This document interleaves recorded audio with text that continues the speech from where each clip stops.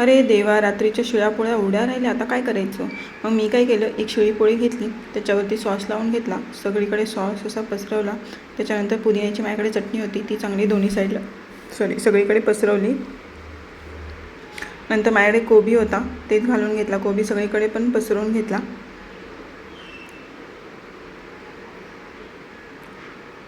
नंतर थोडासा कांदा होता उभा चिरलेला, तो पण सगळीकडे घातला.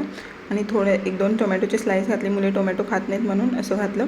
आणि नंतर 4-5 बीटचे तुकडे घातले. नंतर इथे मी बटाट्याची शिजवलेली भाजी होती, त्यात थोडंसं लाल तिखट चाट मसाला घालून घेतलेला आहे, तो घालून घेतला आणि असे रोल केला त्याचा ह्या पद्धतीने.